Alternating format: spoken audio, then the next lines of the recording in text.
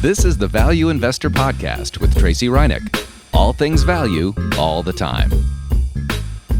Welcome back, value investors. So we're getting a sell-off finally in the AI stocks. A lot of the tech names pulling back, and it's quite dramatic. And I know many of you are thinking, are there any deals here? Should I be jumping in soon, or maybe even already, and accumulating some of these shares? I've covered AI stocks on sale on the Market Edge podcast recently, but the sell-off has accelerated now, some of it being kind of pushed by what's going on in South Korea with its market there, which is more in a panic, I would say. Panic selling going on there. They've had to use the circuit breaker several times over the last week or so, as a lot of their speculators are trying to get out with some gains on some of those big chip stocks that are there.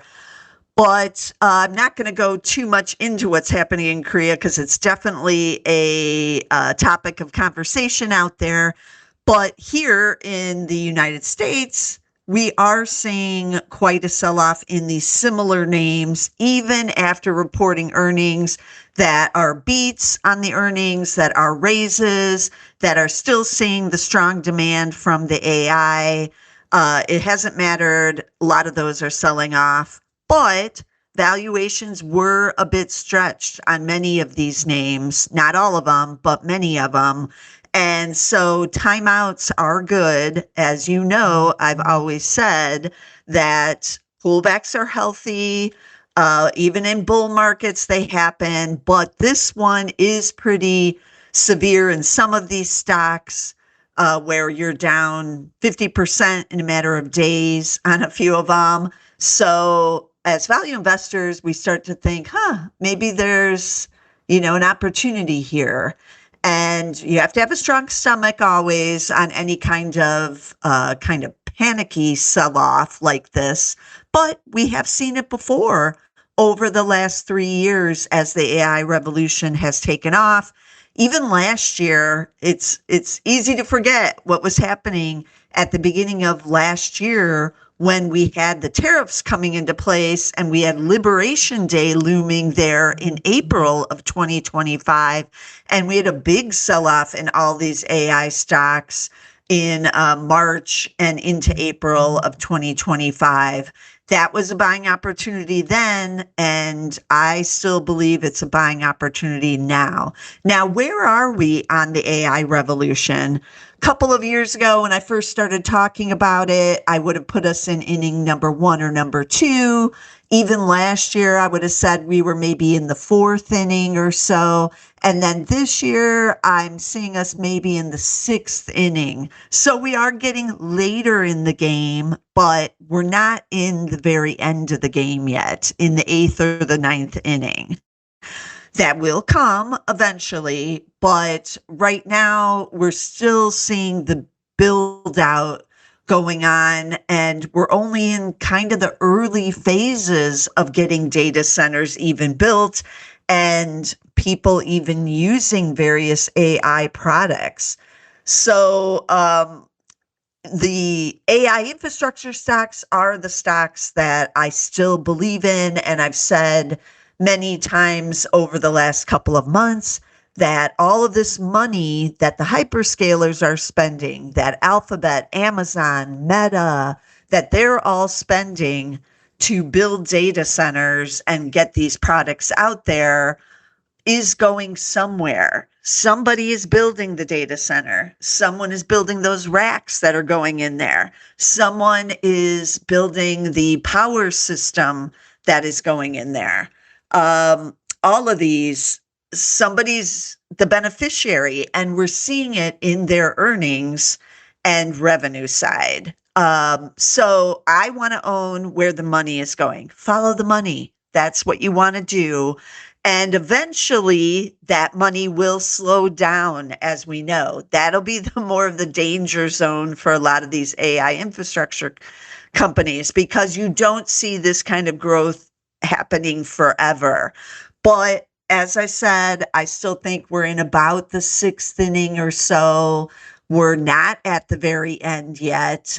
And so I still believe there's a lot of opportunity with these companies if we can get them cheaper. And as value investors, that's what we want to do.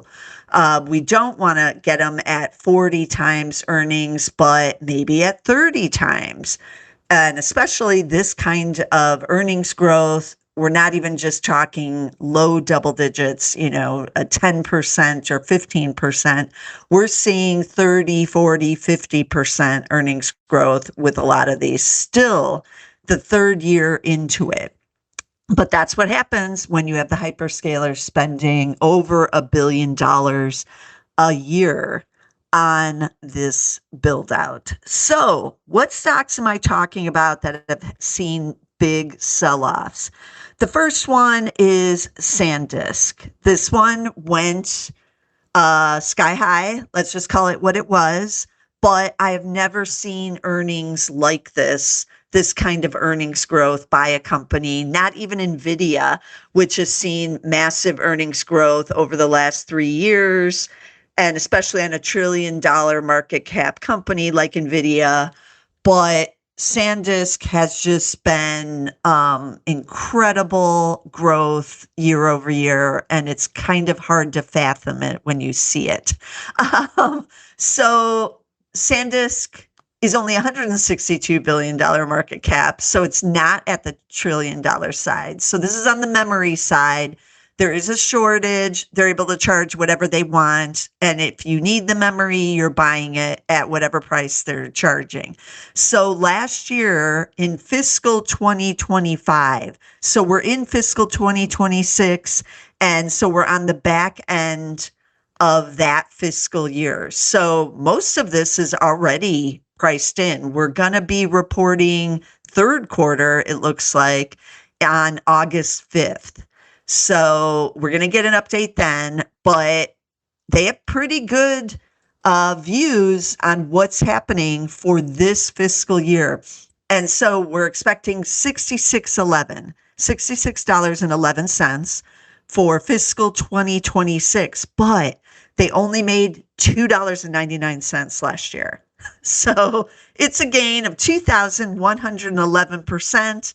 This is why the stock went, quote unquote, parabolic earlier this year. It has topped out and now it's on the way down. And it is crashing down pretty quickly as everybody tries to get out their big gains.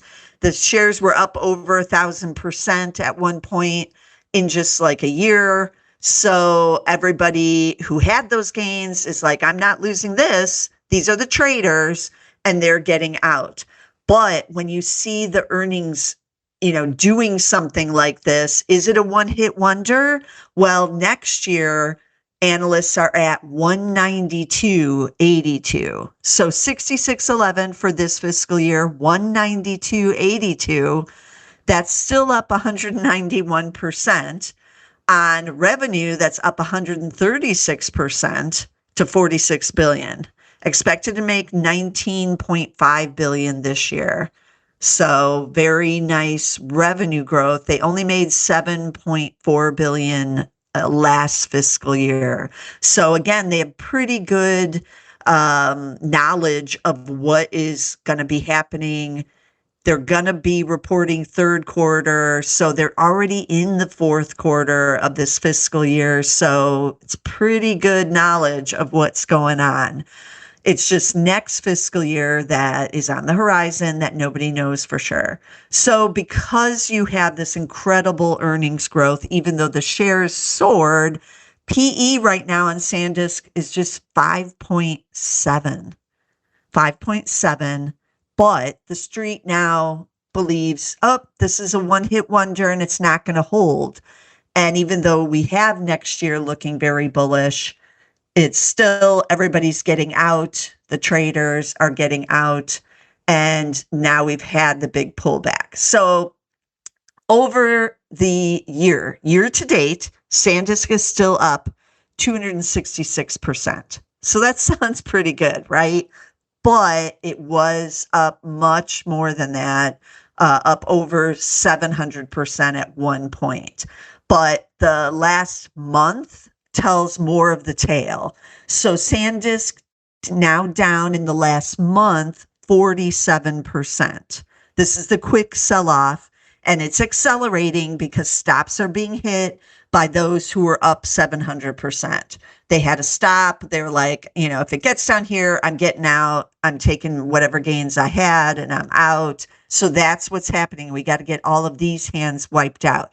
Over the last 5 days, and I'm recording this on July 29th, the shares are down 36%. So now we're seeing it really accelerate, and all the computer stops and trades are hitting at the same time now with all of these AI stocks. And so that's just pushing the shares down, similar to what we're seeing in South Korea, but that's even more of a panic over there. But people thinking, I got to get out, I got to preserve some of these gains. But we don't care. We're long-term value investors. So we're going to snoop around and see if there's any value here. And like I said, the PE has come way down on SanDisk, on both the E rising and still continuing to rise, but also now the P declining. It is a Zacks number one strong buy here because the analysts keep raising estimates because of the situation with the tight market. Price to sales is still stretched at 12.3.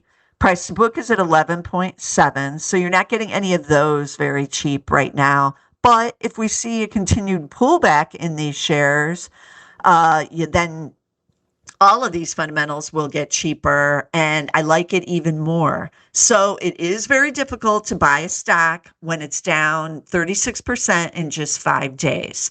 That's when, the fear kicks in, and people just are like, I don't want anything to do with that.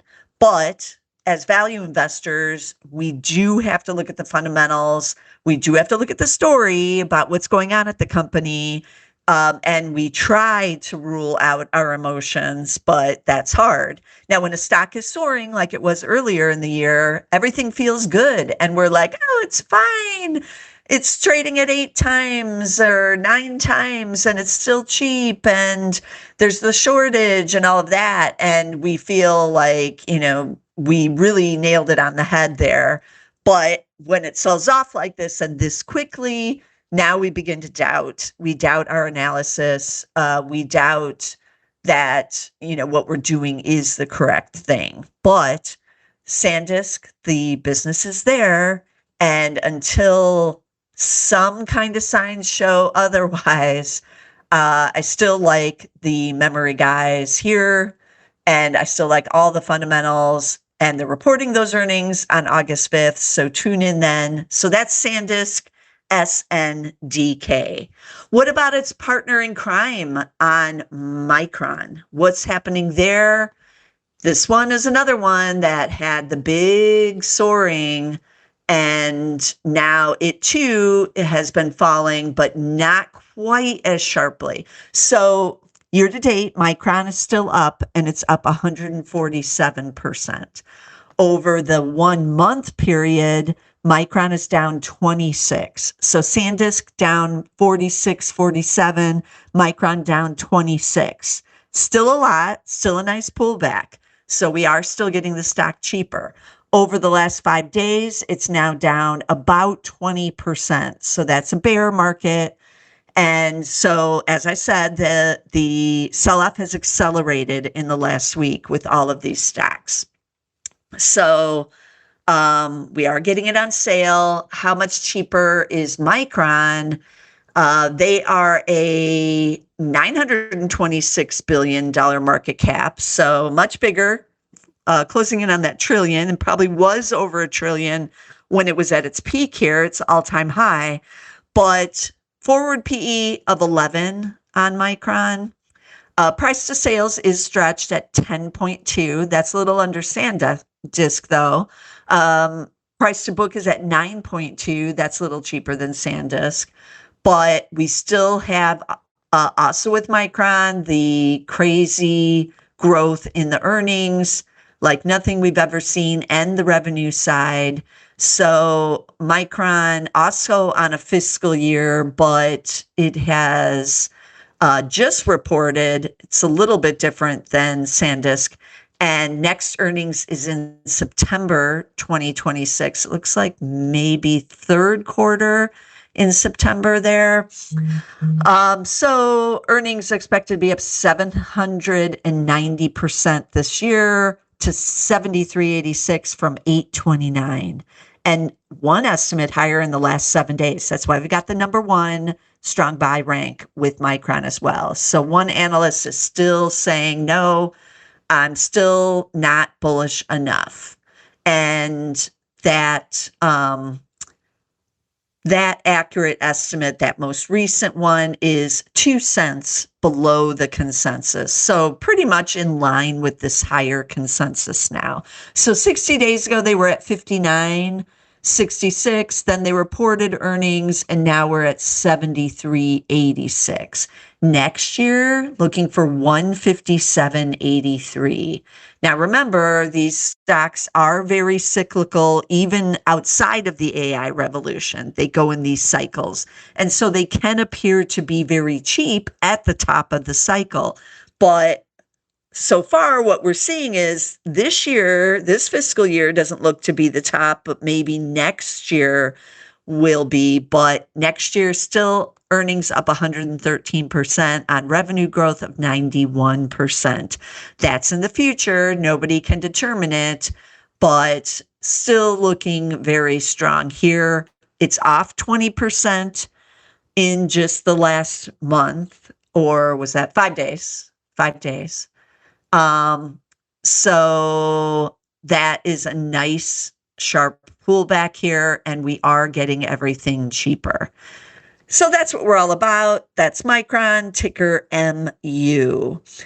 Okay, another company that I own in Zacks Value Investor and my own personal portfolio is Vertiv. They make the racks on the inside and help with the build outs inside the data centers.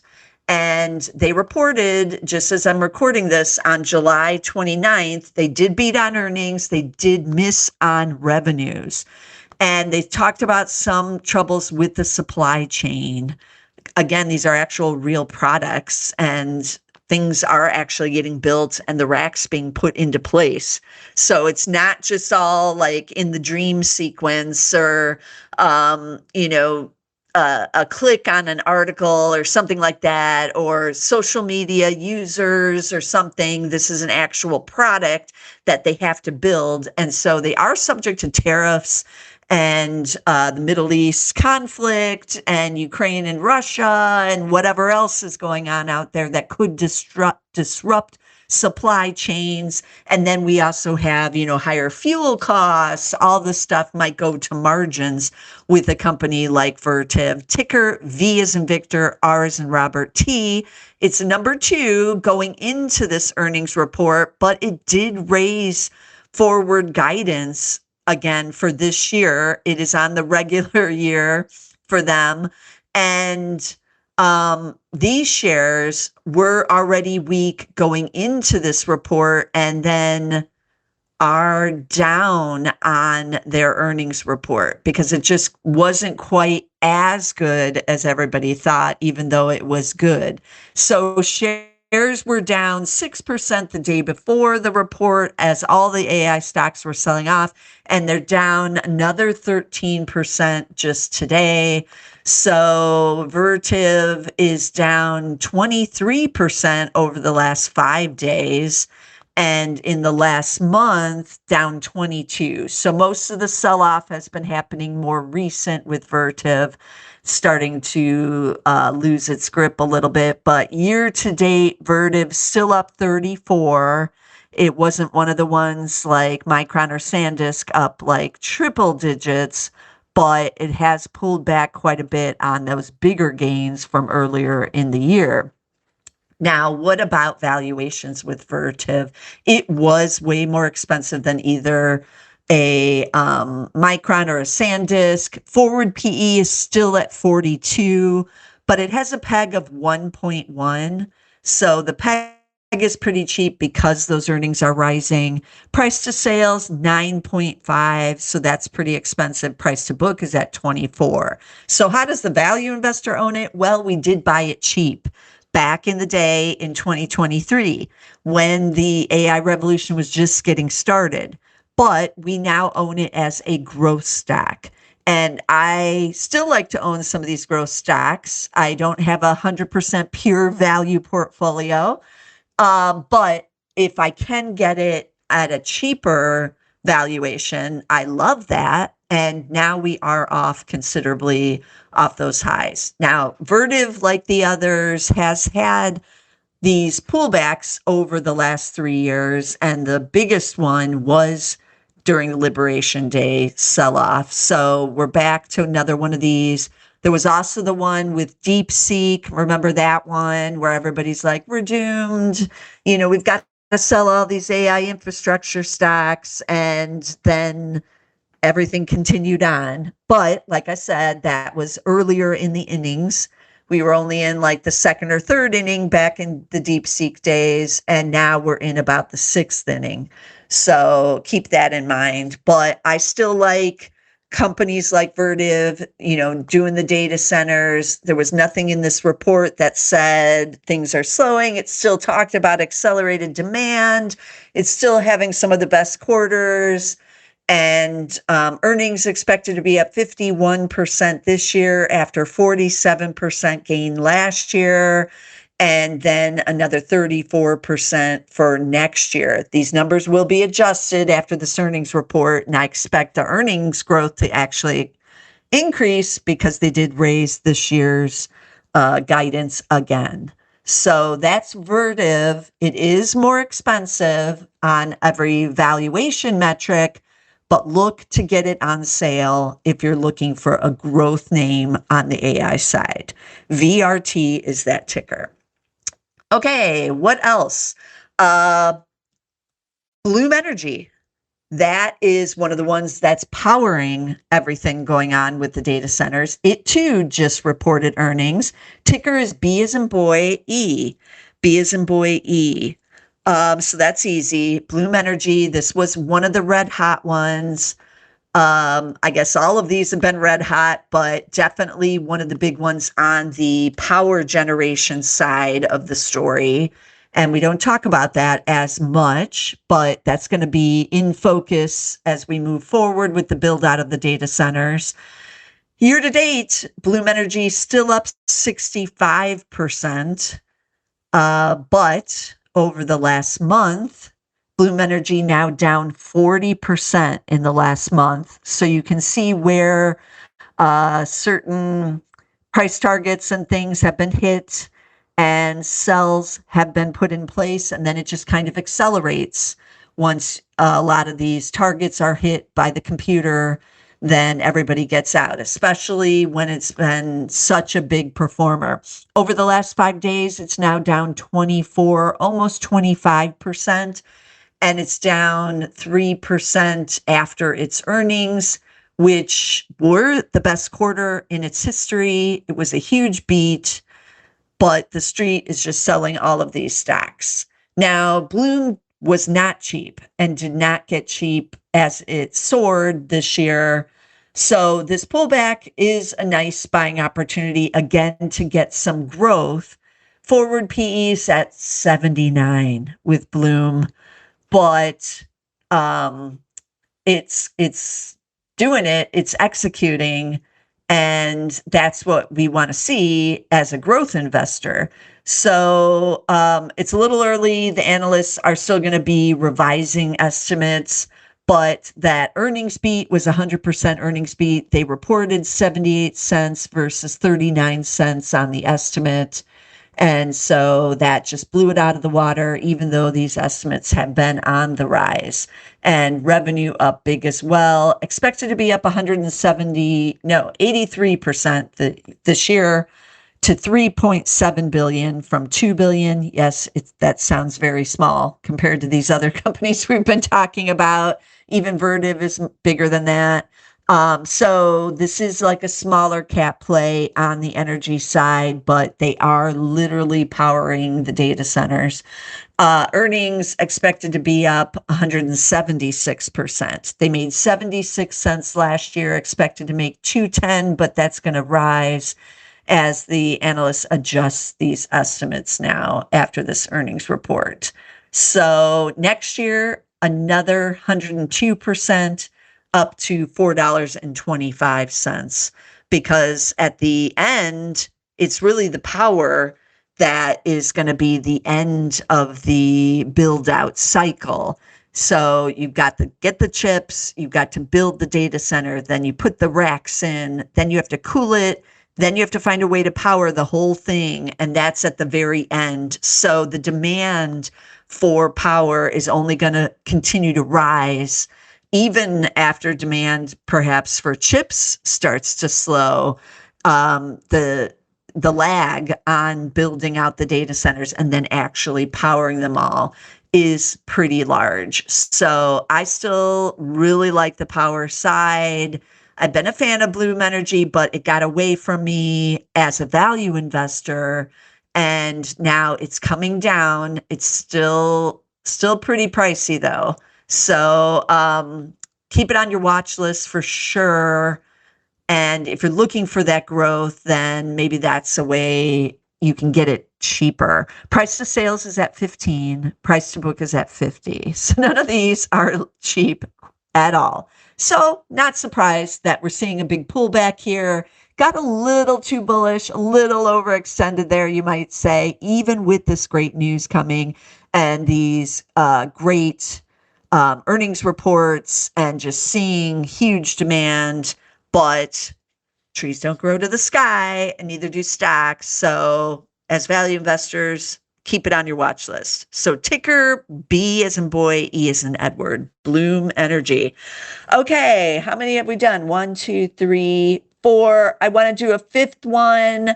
Should we do the cooling side? I have talked about comfort systems many times, and they already reported. So let's keep it with some companies that have already reported as they have. What is it looking like here? It is year to date. Comfort Systems is still up 54%. But over the month, it has pulled back now, but just about 19%. So we're getting to that 20% level, which will trigger some more buys, right? As you get to these key levels. This is only in the last month, but people are already clicking in and hitting, these areas where they want to sell to lock in some of their gains. Over the last 5 days, it's down 14.6. So we might not be hitting quite as many here. You're going to have some sells on a 10% pullback. Then you're going to get a lot more on a 20% pullback. And that is what we may see with Comfort Systems. And so then we're going to see that selling kind of kick in more, which is what we've seen, with some of these others now. And just FYI, NVIDIA, while all of this is going on, in the last 5 days is also down, but just 7.5%. So it is feeling the pressure as well, just not quite as much of the selling pressure. It's, $5 trillion market cap, or now in the 4 trillions.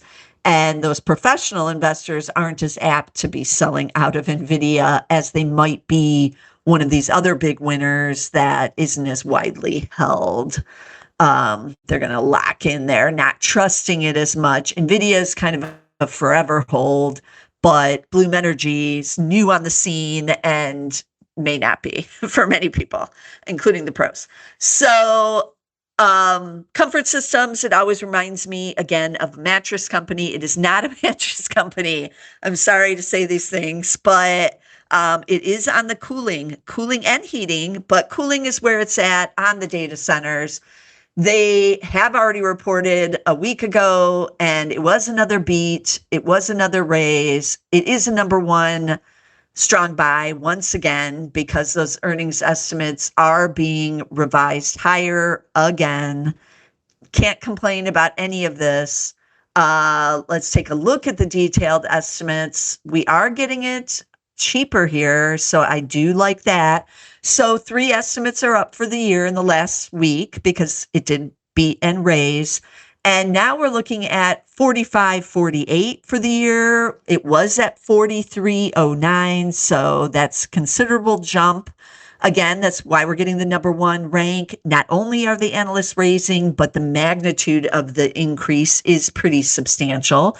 And the most accurate estimate, which is the one that just came in, is 46.87. So that's above the consensus of 45.48.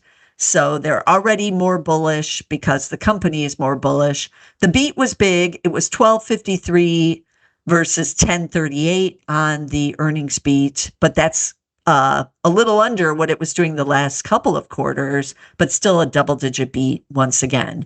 And then the analysts are getting more bullish on 27 as Comfort Systems sees this demand just continuing on the cooling side because those data centers are under construction and new ones are being announced all the time. Just this week, Meta Platforms announced it's building a $14 billion data center. That is a big data center, $14 billion near El Paso, Texas. And that is going to rival the huge one that they're building in Louisiana. So this money is going somewhere. Someone is getting the beneficiary of $14 billion on both the construction side, but eventually they're going to have to cool it. And companies like Comfort Systems are going to be in demand. So next year, looking great. The estimate jumped up to 57.27. That's another 25% earnings growth for next year. And it was at 52.93. So almost $5 jump there.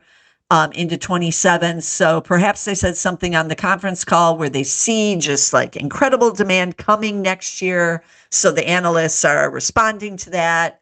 I'm not sure because I did not listen in on this conference call. I only tuned into press releases and things like that.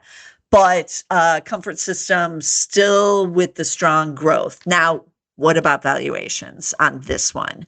It was very expensive. As it was peaking there at new all-time highs. And that was around $2,000 a share. It is, now that it's pulled back, trading at $1,537. So I get it. It's hard to buy this one because it's so expensive. If you want to buy even one share, you're talking $1,537, but it's still below where it was hanging out at over 2,000. PE now is at 35. So it is more attractive here, but the E is on the rise as well. And we have had that 14% pullback. So I am liking all of that it's getting a little more reasonable. So what do I pay for the earnings on something like this and the sales? Do I pay 35 times? If I'm a growth investor, that's not bad. That's looking pretty good. Price to sales is at 5.1. So that's the most attractive price to sales out of all of these so far. So I'm getting the sales a little cheaper here on Comfort Systems. Price to book is still at 17, so that's stretched, but it's still attractive on the growth side with some of these fundamentals here. And so I'm liking that and still executing. And that's what we want to see. It hasn't missed since 2022. And these are big beats it's been putting in a row for about the last year and a half, almost 2 years now. So the stock is cheaper. And not maybe as cheap as some people would like, but if we get a 20% pullback, which remains to be seen, that is a good signal there. That's a nice pullback on a company like this on earnings and sales growth that it's doing. But these timeouts were needed. Things were getting a little too frothy a couple of months ago on the big Iran war rally. even though fundamentals are strong, it's always good to have a timeout, reevaluate. And for those of us as value investors, we are able to get these much cheaper than we otherwise would have been able to get them. So a couple of these actually have the low PEs. Those are SanDisk, ticker SNDK, and Micron, ticker MU. Very cyclical, so they will get those low PEs when everything is taken off because the earnings are on the rise. But in this case, I've never seen the cycle like this where we're seeing 2,000% earnings growth, which is incredible. And something really strong is going on in their cycle to see something like that. But it'll go up, it will come back down eventually. Right now, it doesn't look like it will be this year or next year, but next year's in the future. Nobody knows. And so the market right now is planning that, hey, maybe this is the peak. So we're going to take our gains and get out here. Is it? We don't know. But I'm liking the setup, especially with the other AI infrastructure names like the Vertiv, ticker VRT for that one. That's the racks. Like Bloom Energy, supplying the power. Somebody's got to do it. Record quarter in second quarter. Ticker B as in boy, E as in Edward. And then someone's got to cool it so that everything is running at optimum speed inside the data center. And so you don't get fires.